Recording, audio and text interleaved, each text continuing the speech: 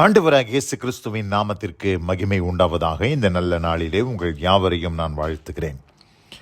இந்த நாளின் தியானத்திற்கு என்று தெரிந்து கொள்ளப்பட்ட வேத பகுதி மத்தேயு சுவிசேஷம் 11ஆம் அதிகாரம் 28ஆம் வசனம். Matthew chapter 11 verse 28.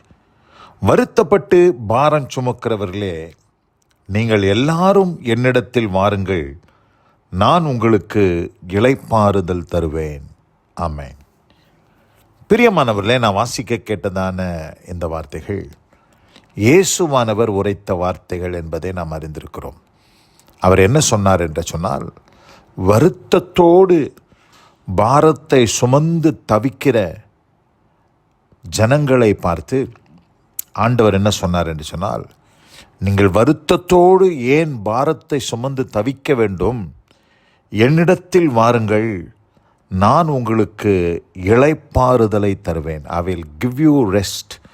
அதாவது இளைப்பாறுதல். கர்த்தருடைய ஜனங்களுக்கு ஆண்டவர் இளைப்பாறுதலை கர்த்தர் கட்டளையிட்டார். ஆனால் அந்த இளைப்பாறுதலுக்குள் ஜனங்கள் பிரவேசிக்கவில்லை. குறிப்பாக கானான் தேசத்திற்குள்ளே ஆண்டவர் எகிப்திலிருந்து வந்த ஜனங்களுக்கு இளைப்பாறுகிற ஒரு ஸ்தலமாக அதை ஆயத்தம் பண்ணியும் அங்கே அவர்கள் அந்த இளைப்பாறுதலை அடையவில்லை. அப்படி அவர்கள் பாரம் சுமந்து இளைப்பாறுதல் இல்லாமல், ரெஸ்ட் இல்லாமல், அவங்களுடைய இருதயத்தில் கலக்கத்தோடு பலவிதமான துயரத்தோடு வாழ்ந்து கொண்டிருந்த ஜனங்களை பார்த்து தான் ஆண்டவர் இங்கே அழைக்கிறார். என்னென்னு அழைக்கிறாரு? வருத்தப்பட்டு பாரம் சுமக்கிறவர்களே, நீங்கள் எல்லாரும் என்னிடத்தில் வாருங்கள், நான் உங்களுக்கு இளைப்பாறுதல் தருவேன் என்று சொல்கிறார். சொல்லிட்டு 29ஆம் வசனத்தில் சொல்கிறாரு, நான் சாந்தமும் மனத்தாழ்மையுமாய் இருக்கிறேன், என் நுகத்தை உங்கள் மேல் ஏற்றுக்கொண்டு என்னிடத்தில் கற்றுக்கொள்ளுங்கள், அப்பொழுது உங்கள் ஆத்துமாக்களுக்கு இளைப்பாறுதல் கிடைக்கும்.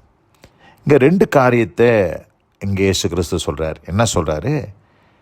என்னிடத்தில் நீங்கள் வந்து என் நுகத்தை உங்கள் மேல் ஏற்றுக்கொள்ளுங்கள், என்னுடைய யோக்கை உங்கள் கழுத்தில் ஏற்றுக்கொள்ளுங்கன்னு சொல்கிறார். அதாவது நம்ம வந்து ஒரு ஃப்ரீ பேர்டை போல், ஒரு விடுதலையாக்கப்பட்ட ஒரு பெண்மானை போல் நம்ம சுற்றி திரியறதுக்காக தேவன் நம்மை அழைக்கலை. உலகத்தில் நம்ம எல்லாரும் அடிமைகளாக இருந்தோம். யாருக்கு அடிமைகளாக இருந்தோம்னா, சாத்தானுக்கு அடிமைகளாக இருந்தோம், பாவத்துக்கு அடிமையாக இருந்தோம், உலகத்துக்கு அடிமையாக இருந்தோம். ஆனால் அந்த அடிமைத்தனத்திலிருந்து இயேசு கிறிஸ்து நம்மை அவருடைய சொந்த இரத்தத்தை சிந்தி நம்மை மீட்டு விடுதலையாக்கி இருக்கிறார்.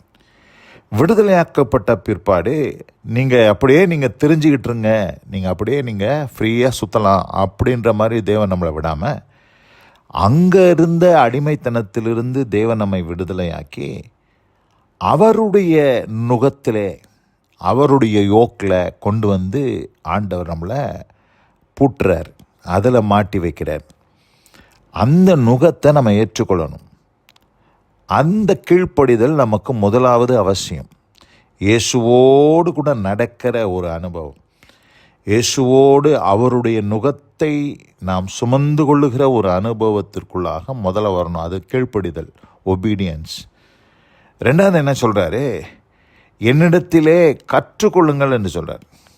லேர்ன் ஃப்ரம் மீ, என்னிடத்திலே கற்றுக்கொள்ளுங்கள், அப்பொழுது உங்கள் ஆத்துமாக்களுக்கு இளைப்பாறுதல் கிடைக்கும். அப்போது எப்போ நம்ம ஆண்டவருடைய இளைப்பாறுதலை பெற்றுக்கொள்வோம் சொன்னால், முதலாவது இயேசு கிறிஸ்துவினிடத்தில் வரணும். ரெண்டாவது அவருடைய நுகத்தை நம்ம கழுத்தில் ஏற்றுக்கொள்ளணும். மூன்றாவது அவரிடத்தில் நம்ம கற்றுக்கொள்ளணும். இந்த 3 காரியத்தையும் நம்ம செய்யும் போது தான் நம்முடைய ஆத்துமாக்களுக்கு இளைப்பாறுதல் கிடைக்கும் என்பதில் எந்த சந்தேகம் இல்லை.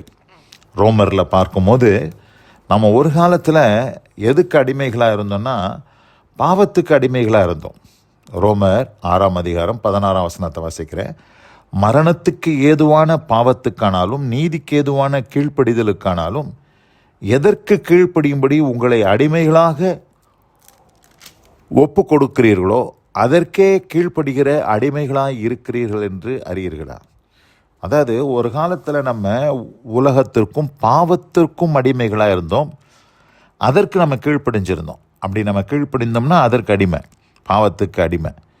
இப்போ நம்ம யாருக்கு அடிமைன்னு கேட்டிங்கன்னா, வேற ஒரு நுகத்தில் ஆண்டவர் நம்மளை நம்மளை பூட்டு வைக்கிறார். எந்த நுகம்? கிறிஸ்து இயேசு என்கிற நுகம். அந்த நுகத்தில் நாம் இப்பொழுது நீதிக்குரிய ஒரு அடிமைத்தனம், நீதியாகிய இயேசுவுக்கு நம்ம அடிமைகளாக நம்மை ஒப்பு கொடுக்குறோம்.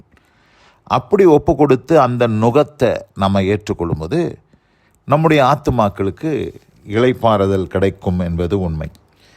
ஏற்றுக்கொண்டு அதோடு கூட நின்று போகாமல் அந்த நுகத்தை ஏற்றுக்கொண்டு அவரிடத்தில் என்ன சொல்கிறாரு? என்னிடத்தில் கற்றுக்கொள்ளுங்கள் என்று சொல்லுகிறார். எபேசியர் 4:20 சொல்லுது, நீங்களோ இவ்விதமாய் கிறிஸ்துவை கற்றுக்கொள்ளவில்லை. இன்றைக்கு நம்ம எல்லாரும் ரட்சிக்கப்பட்டு சபைக்குள்ளே வந்துட்டோம். சபை நமக்கு எதை கற்றுக் கொடுக்கிறது என்று சொன்னால் கிறிஸ்துவை கற்றுக் கொடுக்கிறது. இன்றைக்கி நிறைய இடத்துல இயேசு கிறிஸ்துவை கற்றுக் கொடுக்கறதே இல்லை, எதையோ கற்றுக் கொடுக்குறாங்க. சபை என்பது ஒரு ஸ்கூல் மாதிரி. அந்த ஸ்கூலில் இப்போது மெடிசன் படிக்கிறவன் மெடிசனை படிப்பான், இன்ஜினியரிங் படிக்கிறவன் இன்ஜினியரிங் சம்பந்தமான காரியங்களை படிப்பான். ஆனால் இன்னைக்கு நம்ம சபைகளில் யாரை படிக்க வந்திருக்கிறோம் என்று சொன்னால் கிறிஸ்துவை படிக்க வந்திருக்கிறோம். ஆனால் கிறிஸ்து அங்கே கற்றுக் கொடுக்கப்படுவதே இல்லை. அதுக்கு பதிலாக என்னென்னத்தையோ கற்றுக் கொடுக்குறாங்க. இன்றைக்கி நம்ம கிறிஸ்துவை கற்றுக்கொள்ள வேண்டும். அப்படி நாம் கற்றுக்கொள்ளும் போது நுகத்தை ஏற்றுக்கொள்ளணும், ரெண்டாவது கிறிஸ்துவை கற்றுக்கொள்ளணும். அப்படி கற்றுக்கொள்ளும் பொழுது நம்முடைய ஆத்துமாக்களுக்கு இளைப்பாறுதல் கிடைக்கும் என்பதில் எந்த சந்தேகமில்லை. இந்த அருமையான இந்த நல்ல நாளில் வசனம் கேட்ட பிள்ளைகள் ஒவ்வொருவரையும் தேவன் அப்படியே ஆசீர்வதித்து அப்படிப்பட்ட அனுபவத்திற்குள்ளாக வழிநடத்தி காத்து கொள்வாராக. இந்த வசனம் கேட்ட ஒவ்வொருவரையும் கர்த்தர் ஆசீர்வதிப்பாராக. God bless you all. ஆமேன், ஆமேன். நாம் ஜெபிப்போம். எங்கள் அதிகமாய் நேசிக்கிறதான எங்கள் அன்பின் பரலோக பிதாவே, ஆசீர்வதிக்கப்பட்ட இந்த மன மகிழ்ச்சியினுடைய இந்த நல்ல நாளிலே வருத்தப்பட்டு பாரம் சுமக்கிறவர்கள் இயேசு கிறிஸ்துவினிடத்திலே வந்து அவருடைய நுகத்தை ஏற்றுக்கொண்டு அவரிடத்தில் கற்றுக்கொள்ளுகிறவர்களாய் இருந்து இளைப்பாறுதலை பெற்றுக்கொள்ள இந்த நாளில் எங்களோடு நீ பேசி நம்முடைய வார்த்தைகளுக்காக நன்றி. தொடர்ந்து வசனம் கேட்ட பிள்ளைகள் ஒவ்வொருவருக்கும் அப்படிப்பட்ட அனுபவத்தை தந்தருள்வீராக. இயேசு கிறிஸ்துவின் வல்ல நாமத்தில் பிதாவே, ஆமேன், ஆமேன்.